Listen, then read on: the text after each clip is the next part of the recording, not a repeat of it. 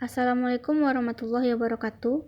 Perkenalkan, kami dari kelompok 6 akan mempresentasikan hasil diskusi kami mengenai morfogenesis hipofisis, perineal, dan kelenjar limfa yang beranggotakan saya sendiri sebagai moderator dan pemateri terakhir, Nurul Rahmi, dengan NIM 1903286, rekan saya Roza Yolanda dengan NIM 1903294 sebagai pemateri pertama, dan Windy Nopitasari dengan NIM 1903262 sebagai pemateri kedua.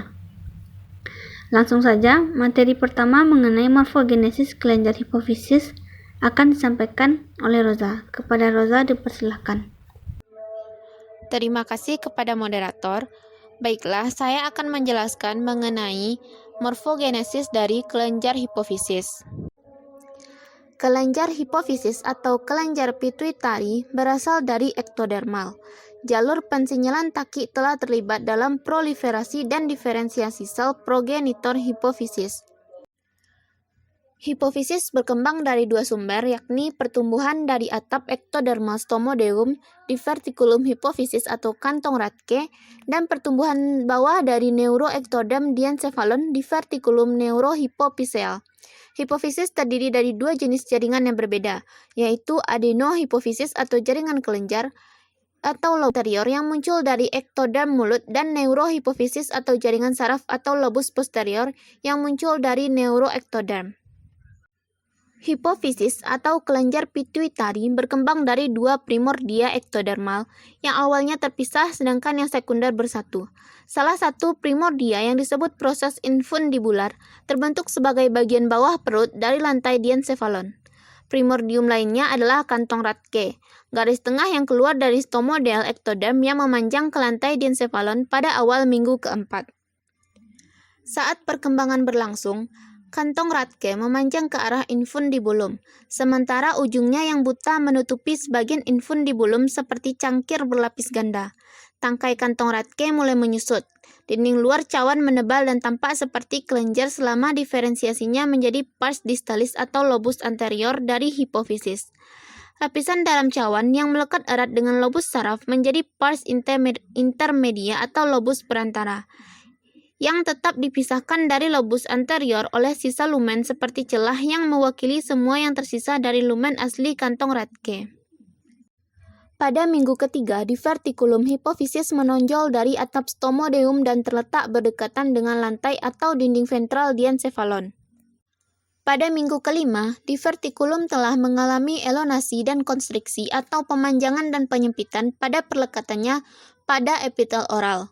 Pada tahap ini, ia telah bersentuhan dengan infundibulum yang berasal dari diverticulum neurohipofiseal, pertumbuhan bawah ventral dari diencephalon. Batang diverticulum hipofisis melewati antara pusat kondrifikasi, tulang prefenoid, dan basis fenoid kranium yang sedang berkembang. Selama minggu ke-6, hubungan diverticulum dengan rongga mulut merosot. Sel-sel dinding anterior diverticulum hipofisis berkembang biak dan menimbulkan pars anterior kelenjar pituitari. Kemudian perpanjangan pars tuberalis tumbuh di sekitar batang infundibular. Proliferasi luas dinding anterior diverticulum hipofisis mengurangi lumennya menjadi celah sempit. Celah sisa biasanya tidak dapat dikenali pada kelenjar pituitari dewasa. Namun, itu mungkin diwakili oleh zona kista. Sel di dinding posterior kantong hipofisis tidak berkembang biak. Mereka menimbulkan pars intermedia yang tipis dan tidak terdefinisi dengan baik. Gambar pada slide merupakan sketsa yang menggambarkan perkembangan dari kelenjar hipofisis. Gambar A adalah bagian sagital dari ujung tengkorak embrio pada sekitar 36 hari yang menunjukkan diverticulum hipofisis, pertumbuhan dari stomodeum, dan diverticulum neurohipofiseal, pertumbuhan ke bawah dari otak depan. Gambar B ke D merupakan tahapan berturut-turut dari kelenjar hipofisis yang sedang berkembang. Pada minggu ke-8, diverticulum kehilangan hubungannya dengan rongga mulut dan berhubungan erat dengan infundibulum dan lobus posterior atau neurohipofisis dari kelenjar hipofisis. Gambar E dan F menunjukkan sketsa tahap selanjutnya yaitu proliferasi dinding anterior diverticulum hipofisis untuk membentuk lobus anterior atau adenohipofisis kelenjar hipofisis. Bagian dari kelenjar hipofisis yang berkembang dari neuroectoderm diverticulum neurohipofisial adalah neurohipofisis. Infundibulum memunculkan keunggulan median, batang infundibular, dan pars nervosa.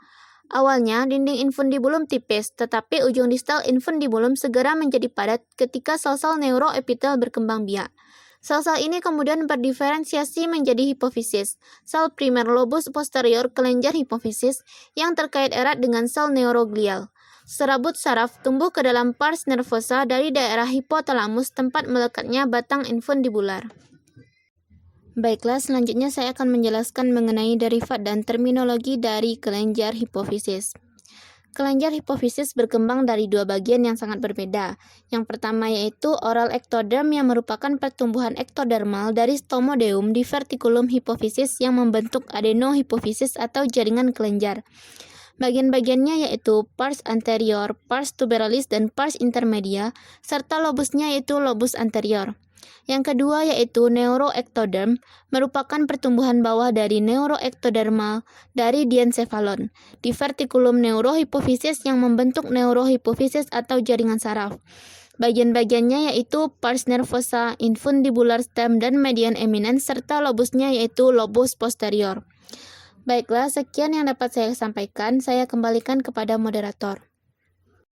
Terima kasih kepada Rosa. Selanjutnya, materi mengenai paringeal akan disampaikan oleh Windy. Kepada Windy dipersilahkan. Baiklah, terima kasih kepada moderator. Saya akan melanjutkan materi mengenai morfogenesis faringeal. Pada perkembangan kepala dan leher, terjadi pertumbuhan jaringan mesenkim di daerah tengkorak embrio yang menghasilkan pembentukan lengkungan yang dipisahkan oleh celah. Lengkungan itu disebut dengan lengkungan faring. Aparatus faring ini terdiri dari lengkungan faring, kantong faring, alur faring, dan membran faring. Lengkungan faring ini mulai berkembang pada awal minggu keempat, di mana perkembangan lengkungan faring ini terjadi saat sel kristal saraf bermigrasi ke daerah kepala dan leher yang dibantu oleh SHH. Awalnya pada lengkungan faring ini terdapat 6 lengkungan, namun lengkungan kelima mengalami kemunduran sebelum perkembangan selesai. Pasangan lengkungan pertama, rahang primordial, muncul sebagai evaluasi permukaan lateral faring yang sedang berkembang. Pada lengkungan pertama akan memisahkan diri menjadi prominensa rahang atas dan rahang bawah. Struktur pada lengkungan pertama ini dipersarafi oleh saraf trigeminal atau lebih khusus lagi cabang mandibula. Seperti gambar yang ada di samping, merupakan punggung bagian atas embrio pada hari ke-23. Dan pada gambar yang B itu menunjukkan perkembangan lengkungan faring yang lebih lanjut. Selanjutnya lengkungan kedua, yang mana pada lengkungan kedua ini terdapat tulang hyoid, khususnya tanduk yang lebih kecil dan bagian atas, dan proses sitoloid dari tulang temporal. Pada lengkungan kedua juga membentuk stapes, tulang telinga kecil atau tulang terkecil di tubuh yang bekerja dengan malleus dan incus untuk membantu mengirimkan suara ke telinga bagian dalam. Sedangkan pada struktur lengkungan faring ketiga dipersarafi oleh saraf glosopharyngeal. Lengkungan lain segera muncul sebagai bubungan di setiap sisi kepala depan dan daerah leher. Selanjutnya, karena lengkungan kelima tidak membantu apapun, lengkungan faring terakhir yang akan kita bahas yaitu ada lengkungan faring keempat. Pada akhir minggu keempat, 4 pasang lengkungan terlihat secara eksternal. Pada lengkungan keempat ini dipersarafi oleh cabang saraf vagus, yaitu cabang laring superior yang menginervasi struktur lengkungan keempat. Seperti yang kita lihat pada gambar, itu terdapat stomodeum atau mulut primordial, yang mana awalnya muncul sebagai akibat sedikit depresi pada ektoderm permukaan, yang mana ini dipisahkan dari rongga faring primordial oleh membran bilaminar. Yang pada gambar ini menunjukkan adanya lengkungan pertama yang terpisah ke dalam rahang atas dan rahang bawah. Lengkungan faring berisi beberapa struktur. Yang pertama, arteri yang muncul dari truncus arteriosus, jantung primordial, dan melewati faring primordial untuk memasuki aorta dorsal. Yang kedua, ada batang tulang rawan yang membentuk kerangka lengkungan. Yang ketiga, ada komponen otot yang berdiferensiasi menjadi otot di kepala dan leher. Dan yang keempat, ada saraf sensorik dan motorik yang mensuplai mukosa atau lapisan jaringan dan otot yang berasal dari setiap lengkungan. Selanjutnya, akhir dari lengkungan faring. Lengkungan faring ini berperan besar dalam pembentukan wajah, rongga hidung, mulut, laring, faring, dan leher. Selama minggu kelima, lengkungan kedua membesar dan menutupi lengkungan ketiga dan keempat, yang membentuk depresi ektodermal, sinus cervix. Pada akhir minggu ketujuh, alur kedua hingga keempat dan sinus cervix telah menghilang, memberi kontur yang halus pada leher. Adapun gen yang terlibat dalam morfogenesis faring, yaitu homoebox atau BMP, PRRX1, dan PRRX2. Selain itu, terdapat juga pertumbuhan fibroblast yang menjadi faktor mengatur morfogenesis mandibula. Kantong faring. Faring primordial yang berasal dari bagian depan melebar secara tengkorak saat bergabung dengan stomodium dan menyempit saat bergabung dengan kerongkongan. Kantong faring ini berkembang dalam urutan kraniokaudal di antara lengkungan.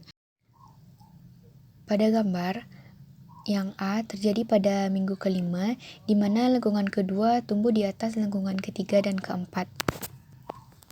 Pada gambar B, itu perkembangan yang terjadi pada minggu ke-6.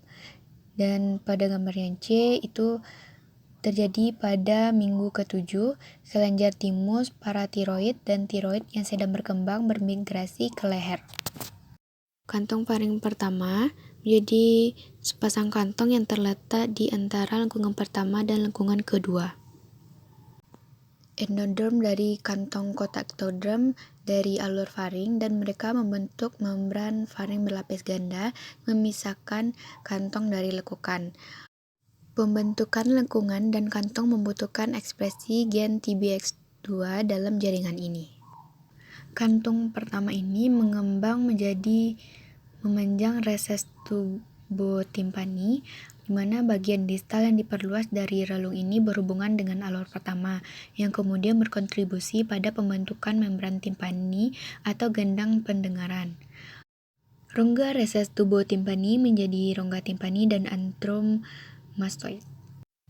Koneksi tubotimpani istirahat dengan faring dengan perlahan memanjang membentuk tabung pendengaran.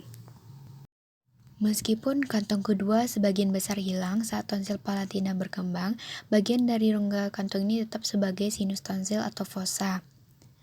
Endoderm dari kantong kedua berkembang biak dan tumbuh menjadi mesenkim di bawahnya.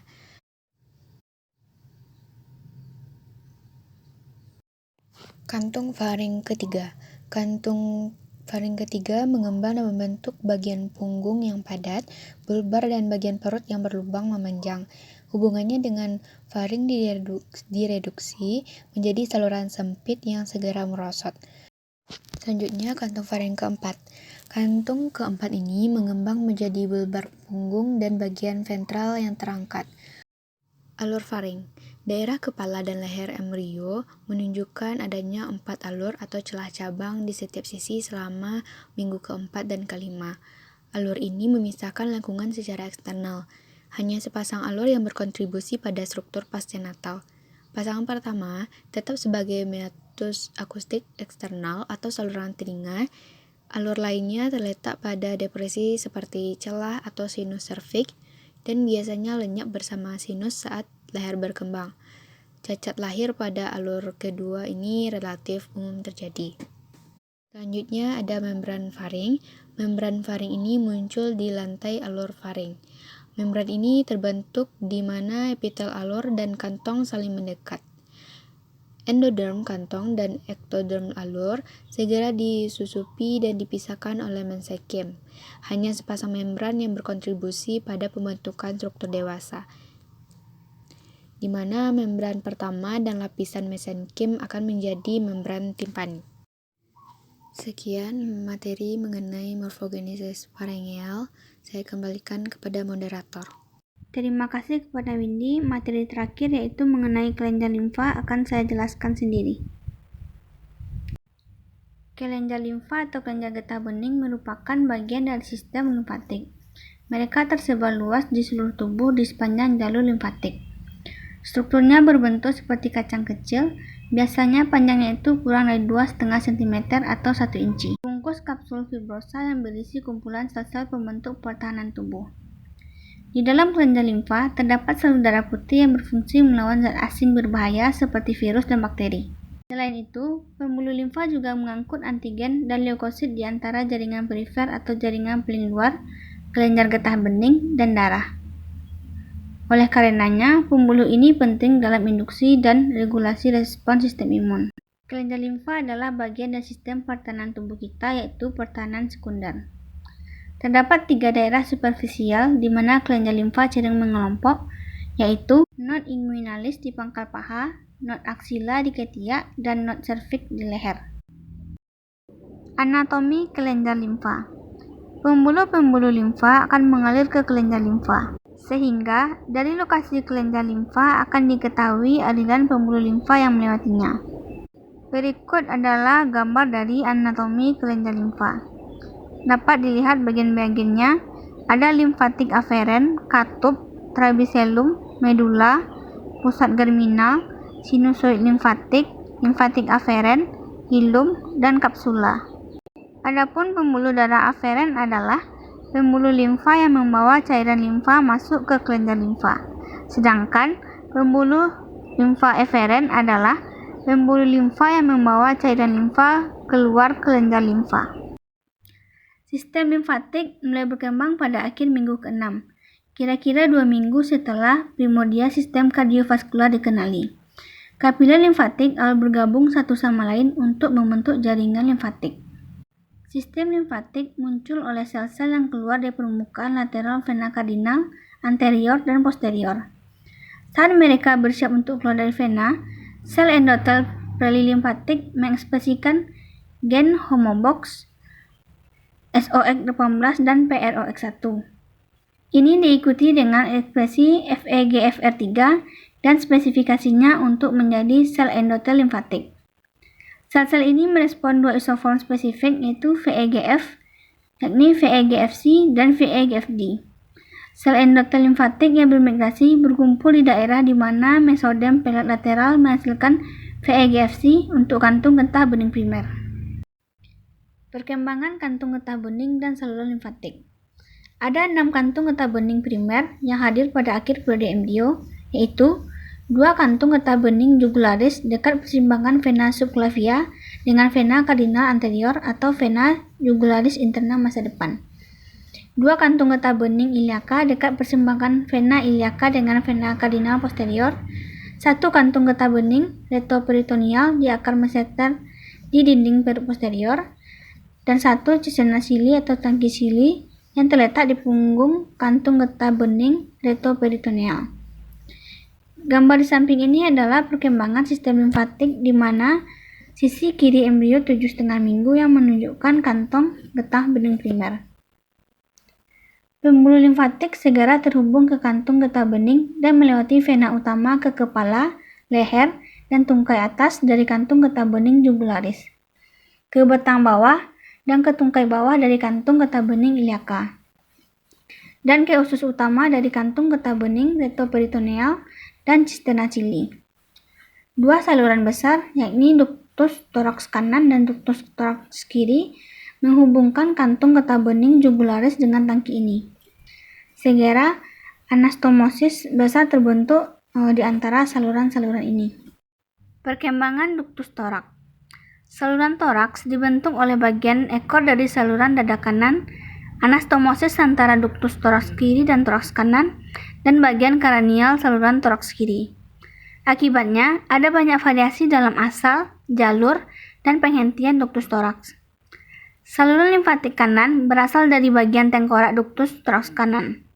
Saluran toraks dan saluran limfatik kanan terhubung dengan sistem vena di sudut vena antara vena jugularis interna dan vena subclavia. Gambar B merupakan tampilan ventral dari sistem limfatik pada minggu ke-9 yang menunjukkan ductus thorax berpasangan. Sedangkan gambar C merupakan gambar pada masa janin yang menggambarkan pembentukan ductus thorax dan ductus limfatik kanan. Perkembangan kelenjar getah bening. Kecuali untuk bagian superior cisterna cili, kantung getah bening berubah menjadi kelompok kelenjar getah bening selama periode awal janin. Sel mesenkim menyerang setiap kantung getah bening dan memecah rongga menjadi jaringan saluran limfatik primordia dari sinus getah bening. Sel mesenkim lainnya memunculkan kapsul dan kerangka jaringan ikat dari kelenjar getah bening. Perkembangan limfosit. Limfosit berasal dari sel induk primordial di mesenkim vesikular pusat dan kemudian dari hati dan limfa. Limfosit awal ini akhirnya memasuki sumsum tulang, di mana mereka akan membelah untuk terbentuknya limfoblas. Limfosit yang muncul di kelenjar getah bening sebelum lahir berasal dari timus, turunan dari pasangan ketiga kantong faring. Limfosit kecil akan meninggalkan timus dan beredar ke organ limfoid lainnya. Kemudian, beberapa sel mesenkim di kelenjar getah bening juga akan berdiferensiasi menjadi limfosit. Materi selanjutnya yaitu mengenai tonsil. Tonsil merupakan kelompok sel limfatik dan matrik ekstraseluler yang dibungkus oleh kapsul jaringan penyambung tapi tidak lengkap. Gugus jaringan limfatik tepat di bawah selaput lendir yang melapisi hidung, mulut, dan faring atau tenggorokan biasa disebut dengan amandel. Tonsil ini terdiri atas bagian tengah terminal center dan kripti, yaitu bagian pinggir yang menonjol. Tonsil ini ada 3, yaitu yang pertama tonsil pharyngeal atau adenoid, ditemukan di bagian posterior nasofaring dan berkembang dari kumpulan getah bening nodul di dinding nasofaring. Yang kedua, tonsil palatina, ditemukan di bagian posterior lateral carum oral. Tonsil ini berkembang dari endodem pasangan kedua kantong faring dan mesenkim di dekatnya. Dan yang terakhir, tonsil lingualis atau getah bening, ditemukan di sepanjang sepertiga posterior lidah. Tonsil ini berkembang dari kumpulan nodul getah bening di akar lidah. Untuk lebih jelasnya dapat dilihat pada gambar yang telah disajikan. Ketika kelenjar getah bening mulai membengkak, biasanya gejala awal yang dapat kita rasakan yaitu yang pertama, nyeri saat menekan kelenjar yang membengkak. Yang kedua, area kelenjar yang membengkak jadi lebih peka, misalnya di area leher jadi terasa tidak nyaman saat digerakkan. Dan yang ketiga, kelenjar yang membengkak sangat besar, biasanya tampak menonjol sebesar kacang polong atau lebih dari itu. Baiklah, sekian hasil diskusi dari kelompok kami. Mohon maaf jika ada kata atau penyampaian yang kurang jelas. Terima kasih atas perhatian dan terima kasih sudah menonton. Assalamualaikum warahmatullahi wabarakatuh.